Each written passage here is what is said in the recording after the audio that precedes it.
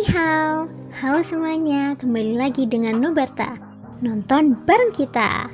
Makasih ya udah setia menunggu updatean dari Nubarta. Semoga kalian masih akan tetap setia bersama Nubarta sampai akhir ya. Nah, kalau gitu nggak perlu lama lagi. Yuk langsung aja kita siapkan diri dan hati kita ke episode berikutnya. Selamat mendengarkan. Sementara kelompok Xiaoyan memasuki aula besar, Xiao Mingyuan di sisi lain berjalan keluar dari aula dan menuju ke timur. Sepanjang jalan, ia melewati sejumlah pavilion dan bangunan hingga ia mencapai sebuah jalan, di mana ia melihat dua sosok manusia bergegas mendekat dari kejauhan. Ia mengangkat alisnya, perlahan menghentikan langkahnya dan diam-diam berdiri di tempatnya. Dengan sangat cepat, dua sosok manusia mendekat dari jauh dan tiba di depan Xiao Mingyuan. Kedua sosok manusia itu yang awalnya ingin bergegas melewati tempat ini dengan kecepatan tinggi, menurunkan tubuh mereka ke tanah karena yang terakhir, wajah mereka menunjukkan ekspresi hormat. Kedua sosok itu adalah seorang pemuda dan seorang pria parubaya. Setelah meninggalkan tempat Xiao Zhuhang, mereka menuju ke barat dan langsung menuju aula utama klan Xiao. Jika mereka tidak melihat Xiao Mingyuan saat ini, mereka mungkin tidak akan berhenti di sini. Tetua ketiga. Ketika mereka melihat Xiao Mingyuan, mereka berdua bergegas maju dan membungkuk hormat. Xiao Mingyuan mengangguk sedikit dan berkata seolah dia tidak tahu. Xiao Feng, apa yang terjadi? Dari apa yang terlihat, apakah kamu akan bertemu dengan Patriark? Mendengar ini, pemuda itu terkekeh. Saat dia menundukkan kepalanya, cahaya dingin melintas di matanya. Kudengar salah satu dari dua orang luar yang ditemukan oleh tetua ketiga beberapa tahun yang lalu telah kembali ke klan hari ini, dan bahkan membuat banyak tetua khawatir. Sebagai pewaris klan Xiao, aku harus pergi dan melihatnya, ucap pemuda itu yang ternyata bernama Xiao Feng. Adikmu terluka parah di kota Xiao. Alih-alih merawatnya, kamu malah peduli pada orang luar. Xiao Feng, ini bukan gayamu. Xiao Mingyuan tersenyum acuh tak acuh. Melihat wajah suramnya, dia perlahan menggelengkan kepalanya dan berkata lagi, orang tua ini awalnya ingin mencarimu. Namun, karena aku tidak sengaja bertemu denganmu di sini, aku jadi tidak perlu repot-repot melakukan perjalanan lagi. Aku datang ke sini hanya untuk menyampaikan pesan kepadamu. Dengarkan baik-baik. Xiao Feng mengerutkan kening dan mengangkat kepalanya untuk melihat orang di depannya. Mulai hari ini, Xiao Zhuhang akan dihukum di klan selama setengah tahun. Semua uang saku bulanannya akan dipotong. Selama periode ini, dia tidak diperbolehkan meninggalkan klan dan tidak diperbolehkan membuat masalah. Siapapun yang melanggar salah satu aturan ini akan dihukum sesuai dengan aturan klan. Begitu kata-kata ini keluar, wajah muram Xiao Feng langsung berubah. Emosinya juga menjadi agak gelisah. Dia menatap Xiao Mingyuan di depannya dan berkata dengan enggan, apa maksudnya ini tetua ketiga? Jelas Xiaoyan yang melukai saudaraku, kenapa malah dia yang dihukum? Ini tidak adil, ucap Xiao Feng. Adil? Tidak seorang pun diizinkan untuk bertarung di dalam kota Xiao. Ini adalah aturan klan. Xiao Zhuhang mengabaikan aturan klan dan melanggar aturan dengan sengaja. Ini adalah alasan pertama. Dia menyerang terlebih dahulu, dan jika dia tidak dapat mengalahkan lawannya, ini adalah alasan kedua. Apakah kamu membutuhkan orang tua ini untuk mengatakan hal lainnya? Xiao Mingyuan berbicara dengan nada acuh tak acuh. Tapi tanpa tunjangan bulanan dan tidak meninggalkan klan selama setengah tahun, Zhuhang, dia... Xiao Mingyuan mengangkat tangannya sedikit dan menyela perkataan Xiao Feng. Sebagai tuan muda kedua dari klan Xiao, dia sudah lama bermain-main. Biasanya, aku terlalu malas untuk mengurusinya demi dirimu. Kali ini, sesuatu telah terjadi padanya. Ini bisa dianggap sebagai pelajaran. Biarkan dia merenungkan dirinya sendiri selama setengah tahun ini. Sedangkan untuk Xiaoyan, sebaiknya kau lupakan saja rencana mencari masalah dengannya. Tepat saat Xiao Feng hendak membantah, Xiao Mingyuan berkata lagi dengan tegas, Xiao Feng, lelaki tua ini berharap kamu dapat mengerti bahwa kata-kata ini tidak diturunkan kepadamu oleh Patriark, juga bukan tetua agung. Jika kamu terus bersikap keras kepala, jangan salahkan lelaki tua ini karena bersikap kejam. Begitu kata-kata Xiao Mingyuan jatuh, kata-kata yang hendak keluar dari mulut Xiao Feng ditelan kembali. Jelas, dia tampaknya telah memahami sesuatu dari kata-kata Xiao Mingyuan. Ini adalah peringatan untuknya. Setelah beberapa saat, dia menggertakkan giginya dan menahan amarah di dalam hatinya. Dia perlahan membungkuk dan berkata dengan enggan, Xiao Feng mengerti. Xiao Mingyuan mengerutkan kening dan berkata dengan acuh tak acuh, kuharap kamu benar-benar mengerti. Tak lama kemudian, Xiao Mingyuan terbang ke arah asalnya. Di belakangnya, Xiao Feng menatap sosok Xiao Mingyuan yang pergi. Tangannya yang berada di balik lengan bajunya tak dapat menahan diri untuk mengepal. Ekspresi wajahnya menjadi semakin muram. Xiaoyan, jangan pernah berpikir untuk memasuki klan Xiaoku. Tuan Muda, jangan gegabah. Tetua ketiga sudah mengatakannya dengan jelas. Jika kamu mencari Xiaoyan sekarang, aku khawatir kamu pun tidak akan bisa menghindari hukuman. Melihat Xiaofeng dalam keadaan seperti itu, lelaki parubaya itu tak kuasa menahan diri untuk membujuknya dengan suara pelan. Kembalilah dan jaga Juhang. Aku akan menangani masalah ini sendiri. Dia telah melukai adikku dan menyebabkan dia dihukum. Bagaimana mungkin masalah ini bisa dilupakan begitu saja? Tetapi, pergi. Aku tahu apa yang harus kulakukan. Tanpa menunggu pria parubaya itu berbicara, Xiaofeng berkata dengan nada acuh tak acuh. Tak lama kemudian, dia menghentakkan kakinya ke tanah dan sebuah kekuatan meledak dari bawah kakinya. Saat batu biru itu hancur, sosoknya juga terbang ke depan dan menghilang di ujung jalan dalam sekejap mata. Melihat sosok yang melesat pergi bagai kilat, lelaki parubaya itu mengerutkan kening dan ragu sejenak. Baru kemudian ia menggelengkan kepalanya tanpa daya. Sambil mendesah pelan, ia berbalik dan dengan cepat terbang ke arah asalnya.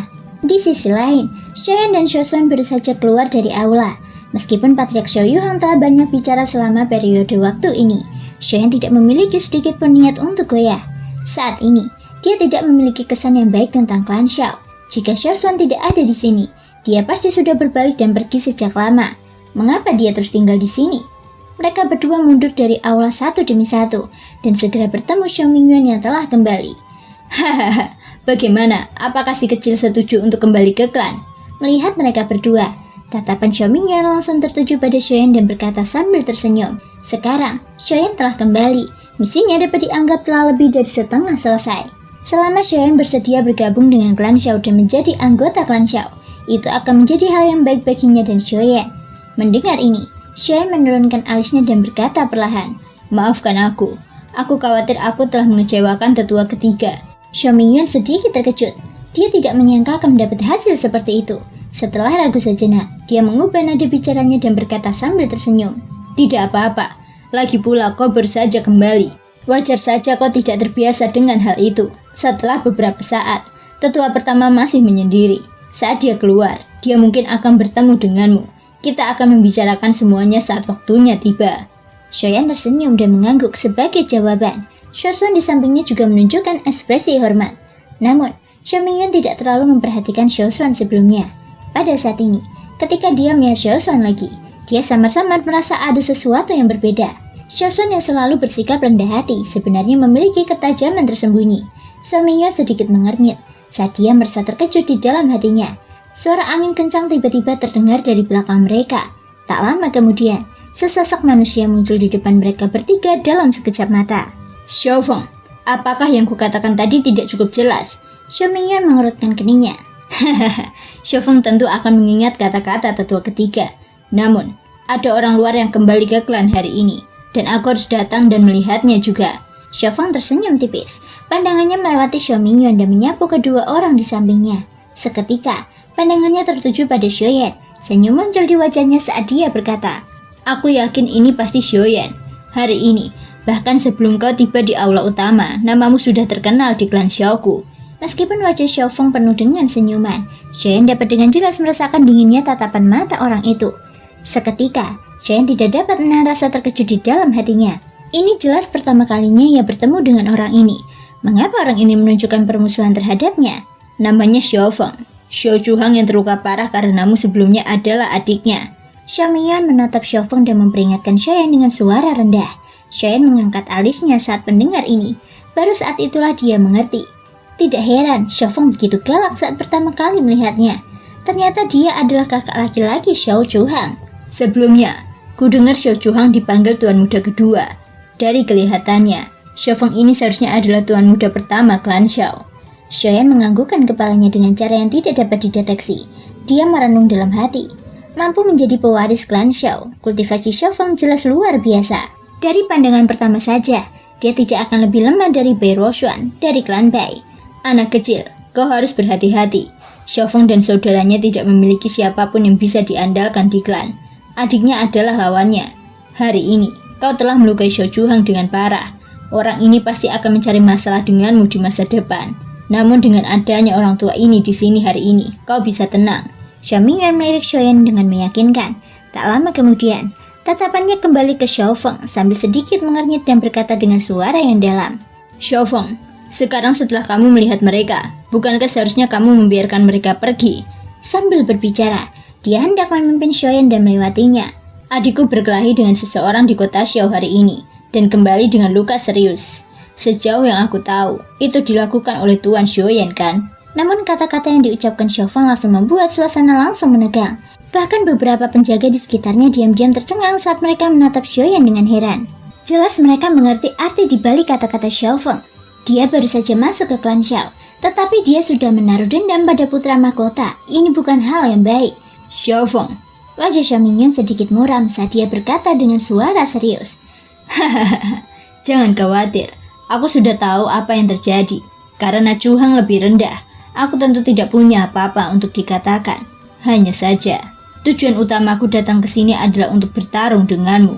Pada saat yang sama, Xiaofeng tiba-tiba mengangkat tangannya dan menunjuk Xiaoshuan di samping Xiao Mingyuan yang berada di samping Xiaoyan. Xiaoshuan. Di sekelilingnya, banyak tatapan mengikuti arah Xiaofeng dan ekspresi di wajah mereka berangsur-angsur berubah menjadi keheranan. Bahkan mereka tidak menyangka bahwa Xiaofeng benar-benar akan meminta untuk bertarung dengan Xiaoshuan. Di masa lalu, Xiaofeng tidak pernah menempatkan Xiaoshuan di matanya. Menurutnya, seseorang yang bahkan tidak bisa menembus leluhur asal tidak memiliki kualifikasi untuk menjadi lawannya.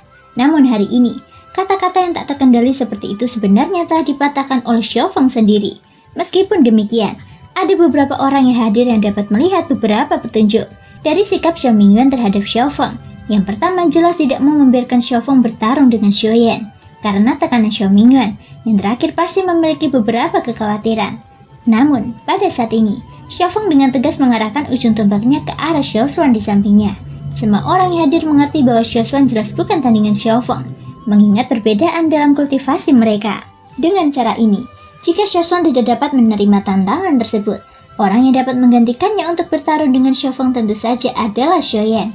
Namun, jika Xiaoyan meringkuk dan menolak untuk menerima tantangan tersebut, kemungkinan besar Xiaofeng akan menggunakan kesempatan ini untuk mengejek dan memprovokasinya dengan kejam. Terlepas dari pilihan manapun, itu adalah balas dendam Xiaofeng terhadap Xiaoyan. Jika Xiaoyan mengambil inisiatif untuk menerima tantangan tersebut, semua tekanan yang diberikan Xiao Mingyuan kepadanya tentu saja tidak akan menjadi ancaman lagi. Langkah Xiaofeng ini benar-benar langkah yang menggelegar. Begitu semuanya berkembang ke arah yang diprediksi Xiaofeng, kemungkinan besar nama Xiaoyan akan benar-benar bergema di seluruh klan Xiao di masa depan. Tetapi, kemungkinan besar dia akan menjadi bahan tertawaan semua orang. Jika hanya itu, Xiaoyan tidak akan peduli. Namun yang ia khawatirkan adalah Xiaoshuan telah bergabung dengan klan Xiao dan saat ini menjadi anggota klan Xiao. Ia tidak mungkin mempengaruhi reputasi Xiaoshuan karena dirinya sendiri. Jika demikian, kemungkinan besar ia tidak punya pilihan selain menerima tantangan ini. Di sampingnya, Xiao Mingyuan juga mengerutkan kening. Dia merasa tidak berdaya. Dia tidak pernah membayangkan bahwa Xiaofeng akan menggunakan taktik seperti itu. Dengan cara ini, kemungkinan besar pertarungan sengit antara mereka berdua tidak akan dapat dihindari. Meskipun kultivasi Xiaoyan telah melangkah ke tahap leluhur asal, dia masih hanya leluhur asal bintang 2. Selain itu, dia telah menghabiskan tenaganya dalam pertempuran di kota Xiao. Jika dia bertemu Xiaofeng, kemungkinan besar peluangnya untuk menang tidak akan terbayangkan. Tatapan mata Xiaofeng tetap tajam seperti biasa saat ia menatap kedua orang yang sedang mengerutkan kening itu. Tatapannya yang dingin berhenti pada Xiaoyan saat ekspresi di matanya semakin dingin. Origin Ki dalam pusaran di tubuhnya diam-diam mulai beredar. Ia tak sabar lagi untuk membuat orang di hadapannya membayar harga atas apa yang telah ia lakukan. Xiaoyan menghembuskan nafas dalam-dalam. Ia mengangkat kakinya dengan lembut. Tatapannya bertemu dengan Xiaofeng saat ia mengangkat kepalanya. Baiklah, aku terima. Namun, saat semua orang yang hadir sedang menunggu pertarungan antara Xiaoyan dan Xiaofeng dimulai, Xiaoshuan yang berpakaian putih di samping Xiaoyan melangkah maju. Ekspresinya tenang saat dia melihat Xiaofeng di sisi yang berlawanan. Suaranya yang jernih seperti bel yang bergema di telinga semua orang yang hadir. Bahkan Xiaoyan, Xiao Mingyuan di sampingnya, dan bahkan Xiaofeng saat ini tidak dapat menahan diri untuk tidak tercengang. Leluhur. Ekspresi Xiaoyan langsung berubah. Ia baru saja akan bergerak dan menghalangi Xiaoshuan ketika Xiaoshuan menoleh dan tersenyum tipis padanya. Ia menggunakan satu tangan untuk menghalangi gerakan tangan Xiaoyan dan segera menepuk bahunya dengan lembut. Jangan khawatir, karena aku berani menerimanya. Tentu saja aku punya kepercayaan diri. Wajah Xiaoshuan tampak acuh tak acuh saat dia menepuk bahu Xiaoyan dengan lembut di depan mata semua orang. Kata-kata yang keluar dari mulutnya menyebabkan sebagian besar orang yang hadir tanpa sadar menggelengkan kepala. Pada saat ini, agak terlalu mengada-ada untuk mengatakan bahwa Xiaoshuan akan dengan paksa menghadapi situasi tersebut. Bagaimanapun, kesenjangan antara kultivasi kedua belah pihak jelas terlihat oleh semua orang. Pada dasarnya, mustahil bagi seorang kaisar asal untuk melawan ahli kelas leluhur asal secara langsung. Selain itu, orang yang dihadapi Xiaoshuan adalah pewaris klan Xiao, Xiao Feng. Xiaoshuan, jangan memaksakan diri. Jika kamu tidak bisa mengalahkannya, tidak memalukan untuk mengakui kekalahan. Dengan adanya aku di sini, aku rasa dia tidak akan bisa melakukan sesuatu yang berlebihan. Xiao Mingyuan ragu-ragu sejenak sebelum berbicara kepada Xiaoshuan. Kalau begitu, terima kasih tetua ketiga. Xiaoshuan mengangguk sambil tersenyum dan menangkupkan tinjunya ke arah Xiao Mingyuan. Kemudian, dia mengalihkan pandangannya ke Xiao Feng yang memiliki ekspresi muram. Pewaris Xiao Feng, apakah kau berencana bertarung di sini atau di lapangan latihan bela diri?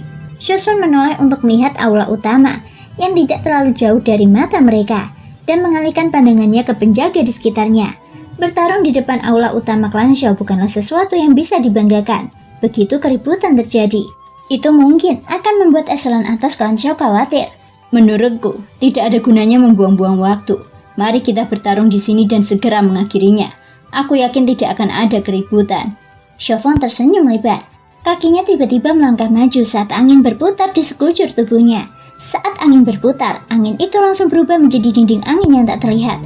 Karena kau bilang kau punya keyakinan untuk melawanku, maka biarkan aku melihat kualifikasi apa yang dimiliki seorang kaisar asal yang bisa mengucapkan kata-kata sombong seperti itu. Xiao Feng melepaskan auranya dan angin berputar di sekelilingnya. Dia menghentakkan kakinya ke tanah dan melesat ke langit. Dia menatap Xiaoshuan di bawah dan mencibir.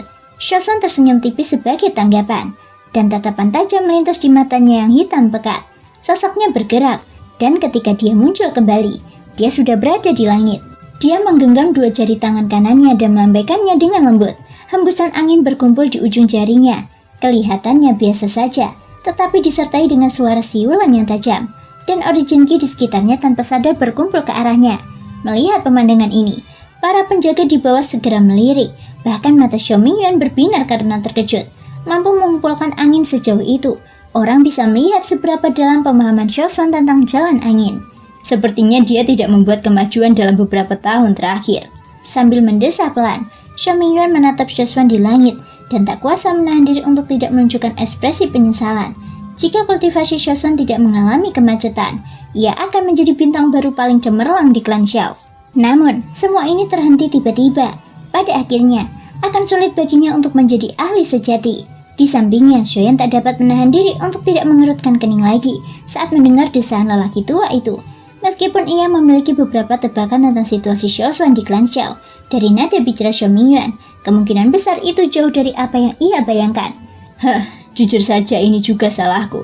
Awalnya aku membiarkanmu kembali ke klan Xiao demi kebaikanmu sendiri. Tapi aku tidak menyangka akan berakhir seperti ini. Xiao Mingyuan mendesah pelan, tampaknya telah melihat kebencian di hati Xiaoyan. Matanya yang tua dan keruh menatap Xiaoshuan yang saat ini berada di langit. Rasa malu tanpa sadar muncul di wajah tuanya. Dulu, ketika Xiaoshuan pertama kali datang ke klan Xiao, kami sangat mementingkannya. Setelah itu, ia menunjukkan bakat kultivasi yang sangat mengejutkan.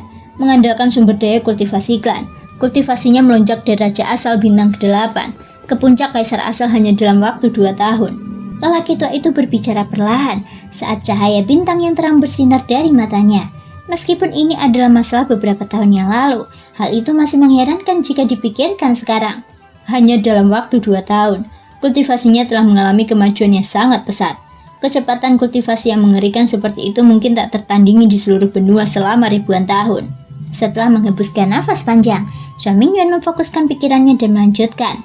Selama kurun waktu itu, semua orang di klan Xiao terkejut karena Xiaoshuan.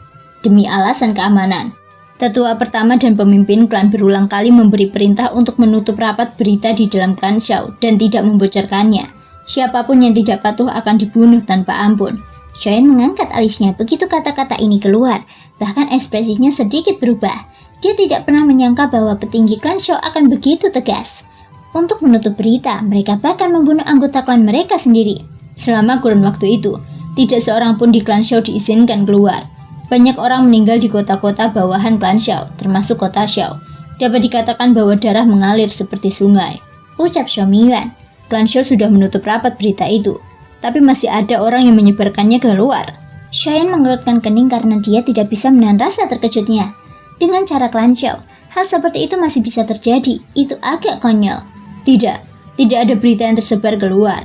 Alasan pembunuhan orang-orang itu hanya karena kecurigaan. Xiao Mingyuan perlahan menggelengkan kepalanya dengan ekspresi tak berdaya. Wajah Cheyenne tiba-tiba membeku. Rasa ngeri yang mendalam langsung melonjak di hatinya.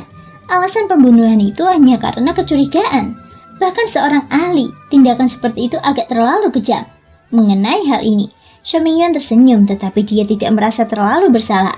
Jangan kaget, jika hanya satu orang, cara seperti itu memang kejam. Tapi kamu harus mengerti bahwa kita harus menutup semua berita dengan cara apapun. Ini bukan hanya untuk Xiaoshuan, tetapi untuk masa depan seluruh klan Xiao.